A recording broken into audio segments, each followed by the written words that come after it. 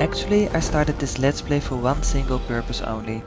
I wanted to immerse myself in a game in a way I try to live in the real world myself. That means to not cause harm on other NPCs, to build up a basically decent existence and to live normally with those around me.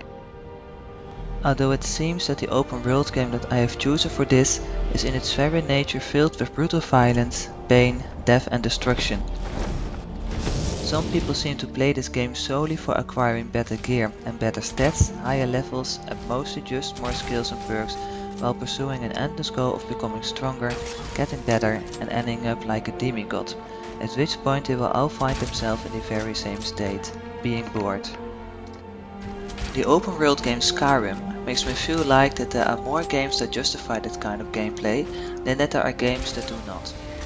Therefore, I want to try to immerse myself in this world to find out if I can play it in a non-violent way, despite the aggressive directions many of its quests may give me. In my understanding, there is more to it than just being a mindless war machine to finish almost all quests in Skyrim. And with that in mind, I will roleplay a character for which I will approach and try to explain this game with the following ideas in mind: Pacifism, survivability, zero violence, business domination, equality and no criminality.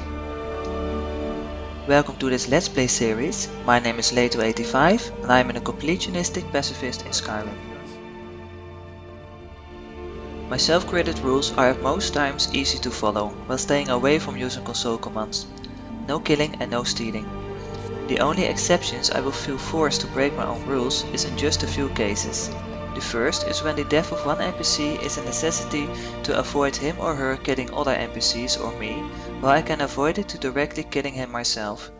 And 2 is when saving an NPC will break a quest, which will result in broken gameplay where stability is no longer existent, in which case often crashes to desktop unavoidably will happen.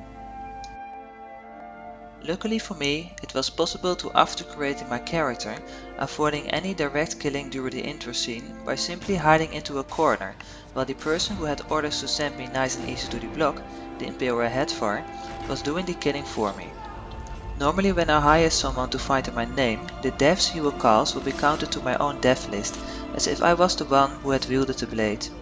But since Hardfire is not my companion, but just a character that happened to be where I have to be to help me through this intro scene, this fortunately for me is not the case. Since I started my character as an Imperial myself, I could have used my character's greater power called Voice of the Emperor to calm all humanoid NPCs within a 75 feet radius for a full minute once per day. But since this scene was based upon the simple fact of get a key to get through the door and the key is on your enemy and the only way out, my trial to save my enemies will only have prolonged their lives for 60 seconds, after which they will have returned to their original rage stage, and I don't have the option to interact with them to simply ask nicely for that key. Therefore, their deaths were not only necessarily, but also unavoidably, and therefore one of those exceptions I do not interfere when it comes to saving an NPC's life. With this in mind, I think I have set a decent tone to show what this Let's Play is standing for. I thank you all for watching and hope to see you in the first episode.